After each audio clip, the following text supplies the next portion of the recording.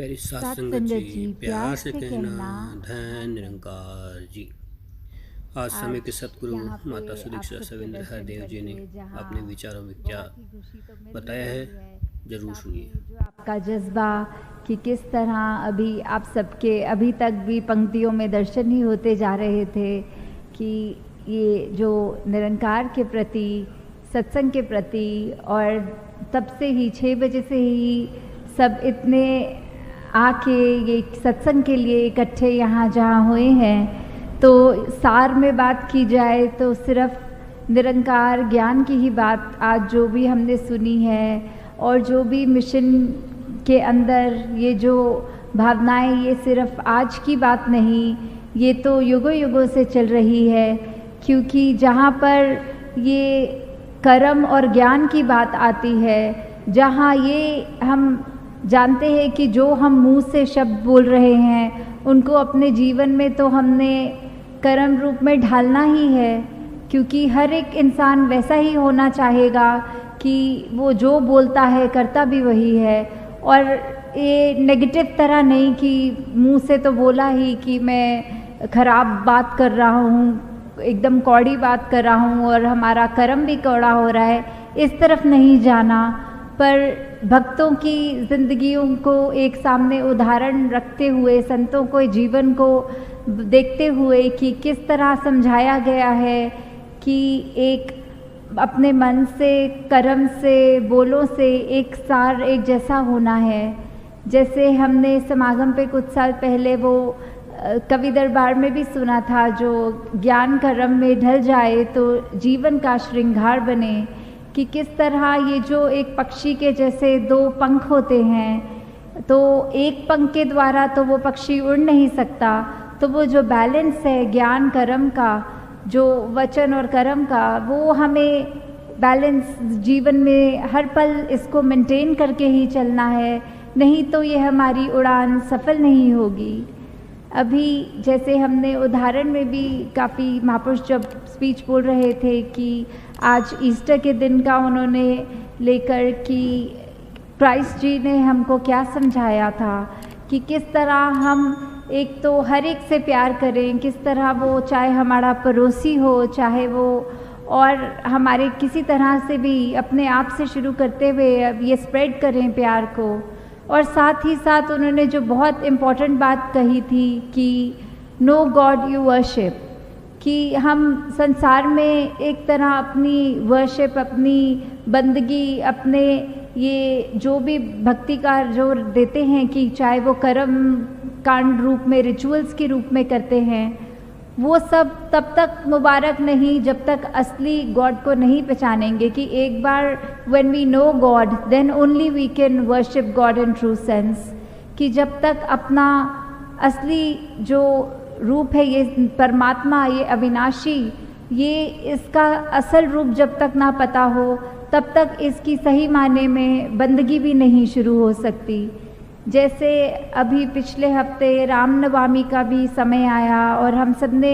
वो जन्मदिन के रूप में राम जी का मनाया तो सही,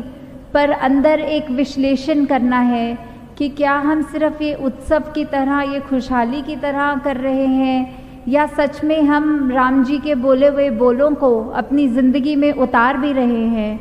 कि सिर्फ हमने अंदर क्या ये सच में राम को माना या राम की माना, इसका विश्लेषण करें कि हम एक उनको सद्गुरु रूप में एक मूर्ति में राम जी की तो पूजा कर ली, पर उनके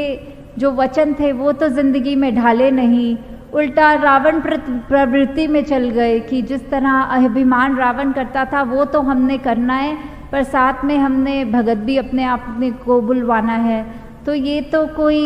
असल रूप में हम एक सार नहीं हुए। वही बात कि मन में जो चीज़ है वही कर्मों में, वही बोलों में है कि नहीं, उसका हमें इंट्रोस्पेक्शन अपना स्वयं करके देखना है। साथ ही जिस तरह राम जी के भी अगर जीवन में देखा जाए तो कितने ही उतार चढ़ाव जीवन में उनके भी आए थे, कि जहाँ एक पैलेस में, एक महल में ज़िंदगी बिताने में वो सारी लग्जरीज़ के यूज़ टू थे, तो भी मर्यादा रूप में उनको जैसे ही ये वचन मिला कि अब जंगल के लिए रवाना होना है, तो अपने शरीर का कोई कष्ट, कोई कुछ सोचे बिना वो बस एक हुक्म की पालना की उन्होंने। ऐसे ही हम अगर निरंकार का किया गया हर पल अपने जीवन में एक निरंकार का हुक्म के अनुसार जिए और ये ना कंप्लेन करें कि शरीर को ये तकलीफ़ है, या वो भी हर चीज़ तो निरंकार नहीं, शरीर ही जब हमको निरंकार का दिया है, हमने उसको अर्पण कर दिया है,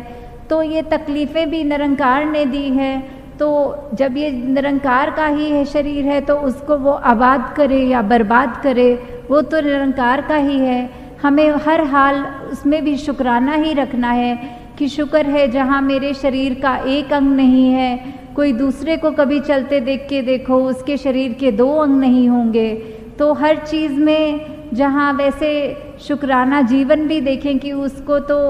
इस तरह से फाइनेंशियली ये सुख मिले हुए हैं और हमको उससे कम है, तो अवश्य ही हमसे भी कम वाली श्रेणी के भी हैं। तो इस तरह हमने अपने जीवन में भी यही देखते चलना है कि हर पल कैसे शुक्र कर सके, कि सत्संग में आके जो भजन है उनको सिर्फ गुनगुना के और जो वक्ता बोल रहे हैं कान रस से उसका आनंद ले लिया और बात वहीं ख़त्म हो गई, या फिर हम वो सारे वचनों को अपने जीवन में उतारते हैं, अपने कर्मों में उतारते हैं, कि सिर्फ कान रस नहीं अंदर से भी हमें उन वचनों पर सही चलना है। क्योंकि संतों ने तो चाहे कोई भी युग हो, त्रेता युग हो, सतयुग हो, द्वापर हो और आज भी कलयुग में भी, अगर हम यही कहें कि हर कोई संत एकदम कल्याणकारी वचन बोल रहे हैं और वो सब में से वचनों में से अगर हम थोड़ा थोड़ा भी ग्रहण करें और अपने जीवन में इम्प्लीमेंट करना शुरू करें तो अवश्य ही ये जीवन हमारा निखार तो प्राप्त करेगा ही। और साथ में ये जो दुनिया है इसको हम अपने आप को जब संवार लेंगे तो ये धरा भी निश्चय ही संवर जाएगी, कि हमने अपने अंदर ये जो गुण लाने हैं, ये जो ह्यूमन वैल्यूज़ लानी हैं, उससे हम अपनी जहाँ अच्छी बातें बोलेंगे अपने मुख को भी शीतल करेंगे, आगे वो बोल के दूसरों के कानों को भी अच्छा लगेगा, हमारा जीवन देख के दूसरा भी उससे प्रेरणा ग्रहण कर सकेगा कि किस तरह हम ऐसे जीवन में ही ऐसे संसार जो एक परमात्मा ने इतना खूबसूरत बनाया और वो मनुष्यों की ऐसी कई बार हरकतों की वजह से वो धरा अब इतनी सुंदर नहीं रही, तो हम किस तरह अपना कंट्रीब्यूशन वो धरा को और महकाने में कर सकते हैं, ना कि और गंध फैलाने में। और साथ ही साथ जहाँ फिर अगर राम जी की बात पे जाओ तो जहाँ शबरी को उन्होंने नवता भक्ति के बारे में समझाते हुए ये बहुत अहम बात की थी कि किस तरह अपनी भक्ति रूप में प्रथम भक्ति संतन कर संगा, कि जब संतों का संग होता है असली मायने में भक्ति तब शुरू होती है। तो आज आप संत जब आए हैं यहाँ आपने आज के दिन में और कुछ इस समय जो किया जा सकता था उसको अपना एक बैक स्टेप रख के प्राथमिकता इस सत्संग को दी, तो ये पहला कदम जो सही लिया उसमें भक्ति करते हुए हमने ये जो संतों के संग से जो हम शिक्षा लेते हैं वो हमारे को it will go a long way with us when we imbibe whatever nice qualities और nice things that we learn from the संगत, कि किस तरह हमने वो भक्ति सही मायने में ज्ञान जब एक बार ले लिया उसके बाद ही शुरू होती है। क्योंकि ये जो अविनाशी रूप है ये हम सब का एक निरंकार परमात्मा गॉड अल्लाह किसी भी नाम से हम बुलाते हैं,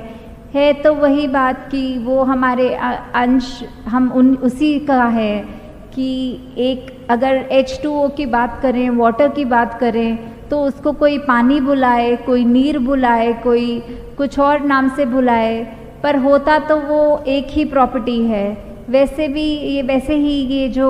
निरंकार है हमारे अंग संग उसी तरह है, हमारे अंदर उसी तरह है और हम उसी निरंकार की अंश हैं। जैसे गीता में भी है कि एक कोई भी हज़ारों लाखों लकड़ियाँ वो उनके अंदर वो आग का पोटेंशियल है कि जैसे ही आग लगे वो सब लाखों वो लकड़ियाँ जल सकती हैं। वैसे ही हमारे अगर ये जो बात की जाती है कि जैसे